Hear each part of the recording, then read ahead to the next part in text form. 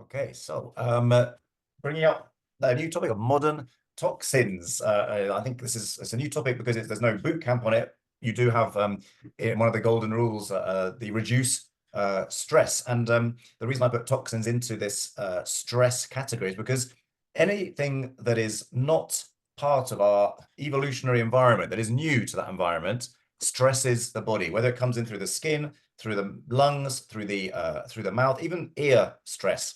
And of course, psychological stress is one of those stresses. The body reacts to it in some way because the body's survival goal is to maintain homeostasis, which means let's say the order inside our body. We call it balance, if you like, order inside our body. So toxins are stressors. They create chaos and incoherence, and our nature likes order. So the physiological reaction is to react to that and try and fix it. Small stresses, temporary stresses, can be beneficial. We talked about cold thermogenesis last time, which is a benefit. It's a small stress, or weightlifting. That's a stress. You're ripping, literally, you're tearing muscle fiber when you're doing that. But you're doing it for a temporary basis, then you allow it to regenerate. The body comes back, builds back stronger in the case of muscles. So that's actually can be healthy. With think of a vaccine against you got as a kid that delivers a small amount of a virus, so your immune system has to react, and therefore you're stronger next time, more prepared next time. Versus chronic. Chronic, simply chronos, time, means constant. So there's a big difference between those the stress and stressors in that sense. So we're going to go through all these types of stresses. May not be absolutely conclusive list, and I'll just tell you a little bit about each of them. But they're all stresses. They all create chaos, which means that your body reacts to them. And I didn't put it here actually, but I should have done, because then you're talking about inflammation, inflamed state. And inflammation is probably the most likely reason, the biggest, or one of the strongest reasons for things like heart disease, autoimmune disease, various cognitive decline, things like functions of cognitive decline, like Alzheimer's, etc. So let's go and have a look at them. Psychological stress. Don't think there's too much that I need to say about that. We hear about it all the time. When we say the word stress, we generally start to think about, anxiousness or emotional reactions to things that are happening to us from generally other people's behavior, boss, family, Husband, absolutely, children, all of these parents, neighbors, all these, anything with a relationship of some sort it will naturally create a certain amount of psychological stress. So I don't think we need to talk about too much about that. And that's where, for instance, an emotion is just a biochemical reaction in your brain. So, again, it's a biochemical reaction that is, when it's chronically activated, your body tries to do something about it. And psychological stress of course, has an evolutionary use. You see something moving in the bushes, that immediately set off a bunch of reactions that heightened your awareness, got you ready to run away or fight, or to meet your maker. But either way, it was something that stimulated a response to prepare you for something. But then you see it was just a baby, I don't know, chicken or something in the bushes, and you relax and it goes back together. But if your boss is bullying you 8 hours a day, 5 days a week, then you're going to be in that state of fight or flight the whole time, and that is damaging. Right. Forever chemicals, PFAS, and I didn't fill in the other PF, but it's not PF something or other. Forever chemicals, I strongly recommend, his name is it Robert Billot. He's an American lawyer who can be credited with bringing this whole enormous subject of forever chemicals to the attention of the courts, the regulators, and the public some time ago now. You can watch an excellent film. It's an acted film, not a documentary, called Dark Waters. He just announced, he's on LinkedIn, by the way, so follow him, he's always talking about it. And the film, in fact, apparently announced is going to be on Netflix soon, show. So Dark Waters, make sure you see it. Basically, these are chemicals that are used from DuPont, which I always thought was a French manufacturer. It turns out it's an American manufacturer. Chemicals, 3M, all these big chemical or petrochemical manufacturers developed various substances that you can categorize under PFAS. It's a chemical subgroup of things that they accumulate in the body. They're used for things like Teflon frying pans, or these are non-stick frying pans. Luckily, Teflon is as the substance is no longer used. They replaced it with something called Gen X, which is going down exactly the same path. We're slowly discovering that it's in the water, it's in the animal foods we eat because they drink the water, and it's staying in our body, and it's starting to be linked to all the things that Teflon was being linked to, like cancers and autoimmune diseases and that sort of thing. So watch that film; it tells a lot. We'll follow him. He does post a lot about that, publish a lot of information. But they're also used on our furniture and our clothes. So careful. All these things are these forever chemicals are used in many products that we buy at home, whether it be to make them fire resistant, whether it be to make them the colors stay the same, materials don't get worn out, or stain free. They are actually pretty much everything we buy. Plastics, the same thing, and microplastics. You're hearing more and more about that they're finding microplastics in our bodies again. We're getting them. Some of the reasons we're getting them is from our water supply, but also from things like bottled water, plastic utensils, plastic cutlery when you put plastic plates when you put them in the microwave, and that sort of thing. There are quite a number of different plastic types. So I can't remember the BP different number, I think. Most of them, while the problem with these things is the regulators tend to approve them as not harmful to humans, or no recognized harm to humans, quite quickly, and then it takes decades as the evidence builds up that actually that's not probably correct, that they probably are harmful to humans. And by then either we become so accustomed to them that we don't want to get rid of them because they make our life easier. All these things make our lives easier in the end. But also, of course, the manufacturers then do their lobby and don't want any stricter regulations to come in. So it's taken Billot about 15 years to actually have the American regulator actually start to change their levels of PFAS in the water supply to actually reflect the science done on the damage they cause. So unfortunately, these things are everywhere. They make our life easier, but they enter our body, and in many cases they stay there and build up. Right, hygiene and cleaning products, again, very similar. There's, I was looking into the mineral oils that are used in many sort of hygiene, personal hygiene or other cosmetics, creams and stuff. It's very difficult to come to a conclusion, but it does seem there are a number of mineral oils that are made directly from oil. I mean, as in crude oil, that if it's from an unreliable source, they may actually have too high levels of whatever remnant chemical that remains in these oils.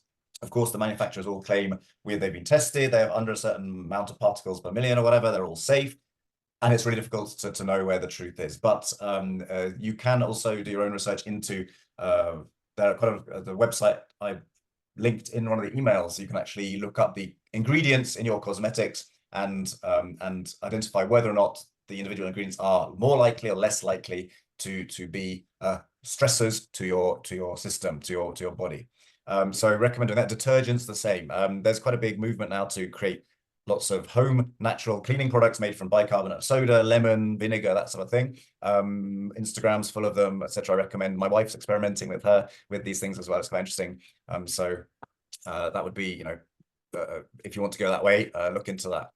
Air pollution, we know all about air pollution. It's been on the agenda for maybe since I was a child anyway, from factories, of course, but from cars as well. So I think air pollution, we know that's around. Noise pollution is something perhaps we're less aware of as damaging. I think particularly there's two things there about noise pollution. One is the constant harm that our brain filters out. So which is why when we go to the countryside, we suddenly notice something's missing. But that in itself, your body has to react to it. It filters it out. It does something to counteract it. So again, chronically, your body's trying to achieve homeostasis. That means basically doing anti-inflammatory things, or rather, doing things that to get it back into order and not chaos.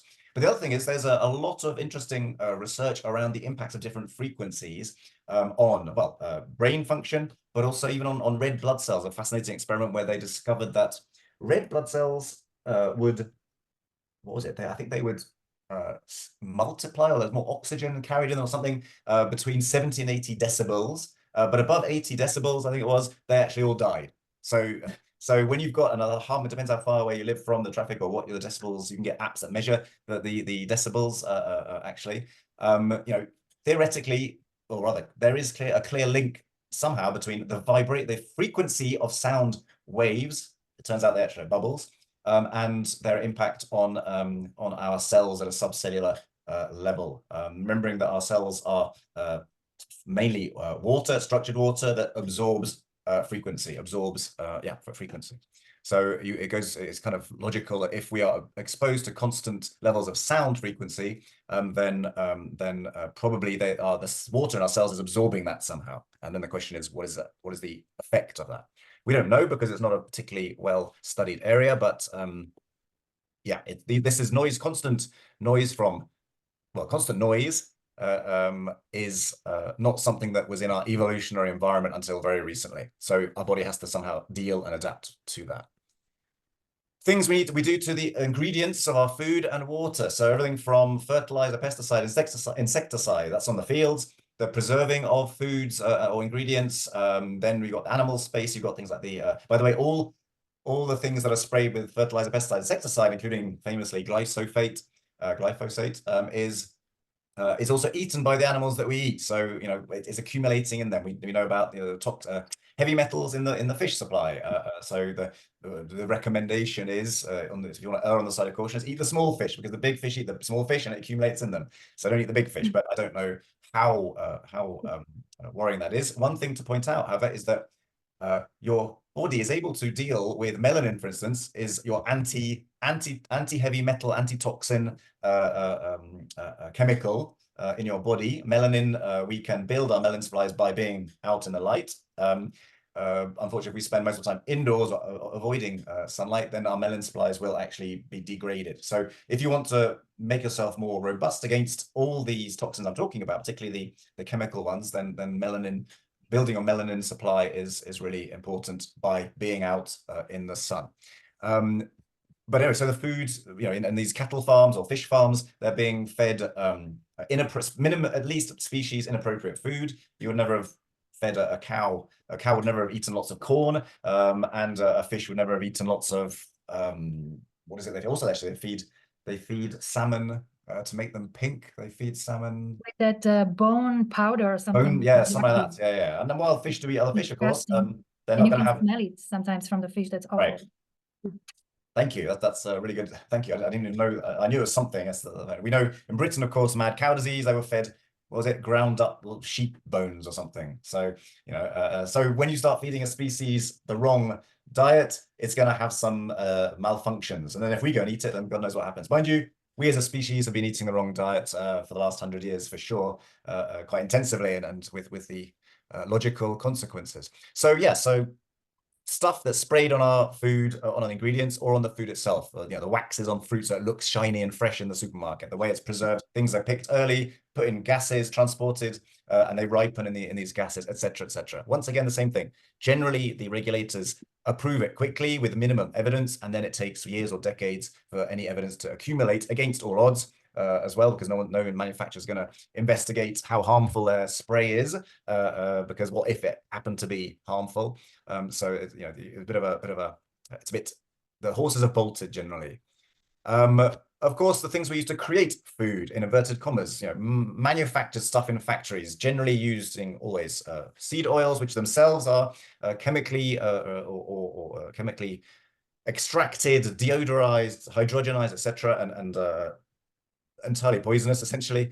Put in lots of these food products. Sugar, of course, is a substance to make food products palatable. But you know, all the additives and stuff, some of which, of course, are natural additives, and some of the ones that look natural aren't natural additives. So it's very confusing. There are thousands of them. Very hard to really work out what is and what isn't possibly damaging, toxic. But again, if it's on the ingredients label that wasn't in our natural environment,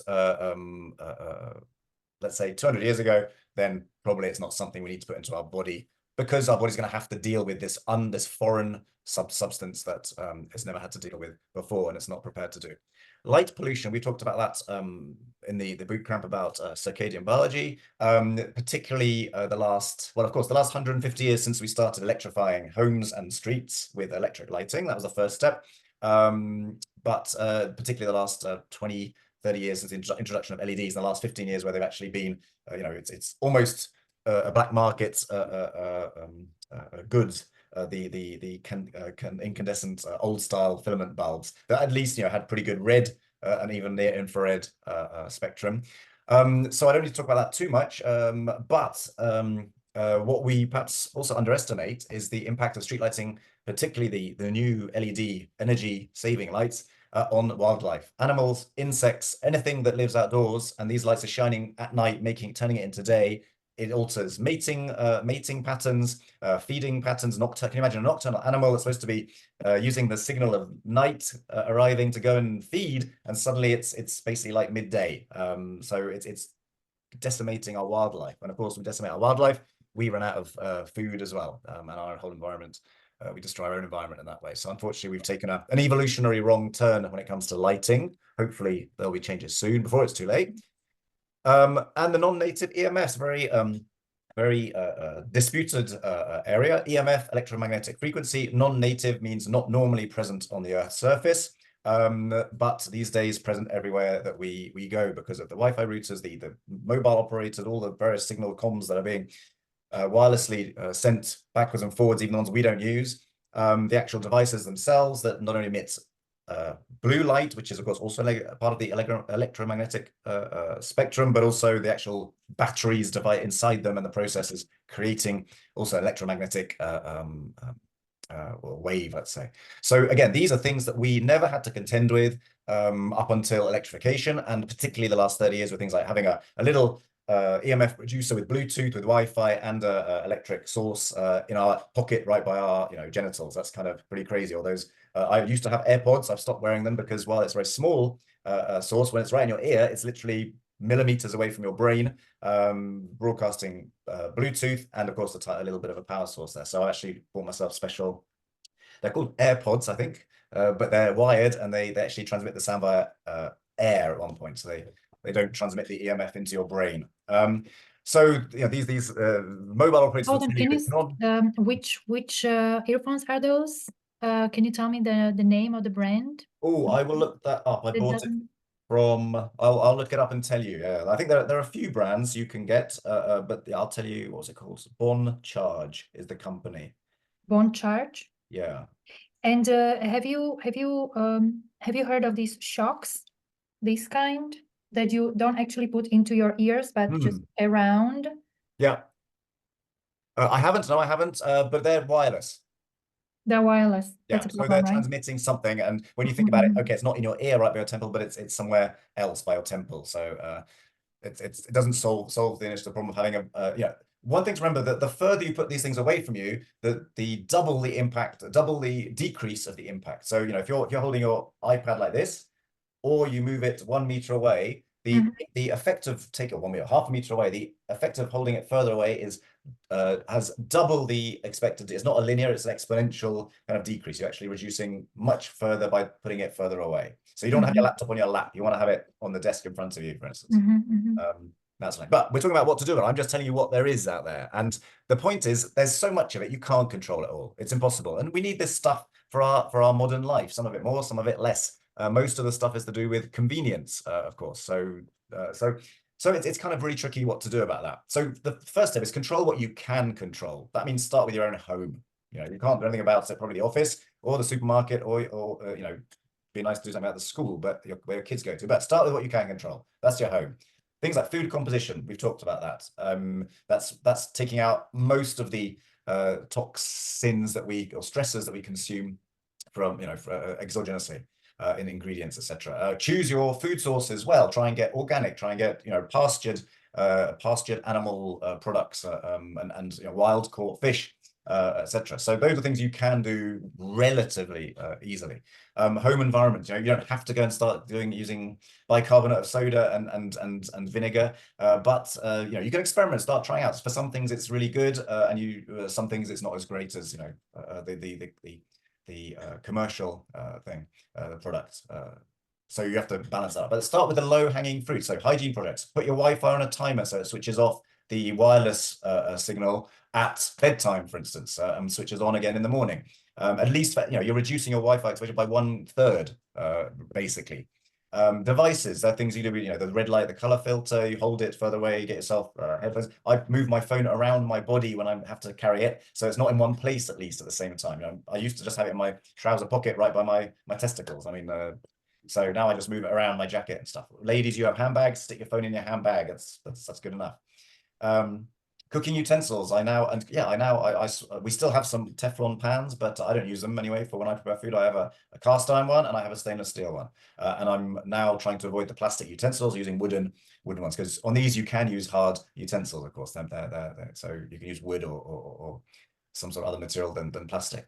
Light environment, I think we've talked a lot about that. That's one of the most actually surprisingly easily modulatable things you can do. Anti-stress techniques. I'm talking now about psychological stress, breath work, making sure your nose breathing, meditation, fascia, not fascia massages. Fascia is that connective tissue that goes all the way through your body. It's actually it's a way of communicating but from one end of the body to the other. We have several ways: blood, of course, nervous system, but the fascia is another one. That blockage is often from psychological stress, and if it's blocked, then you can't communicate throughout the body. So massages for that. Optimize your sleep. Your sleep is your regen moment. So a lot of that return to homeostasis, all that what's the word? Getting rid of all the toxins will take place if your sleep is of good quality. Journaling, okay, and of course for anti-stress, journaling, counseling, therapy, all these things to deal with your psychological stress. You can level up. You can actually get anti-dirty electricity devices that your switchboard that actually means your house that has wires all through the wall producing an electromagnetic field will reduce the amount of dirty energy is being lost from the wiring system. Mylar foil is very cheap. It's kind of a foil you can put it around. I've got an extension plug here by my feet, so I need to get some Mylar foil, but that stops radiating of EMF electromagnetic frequencies.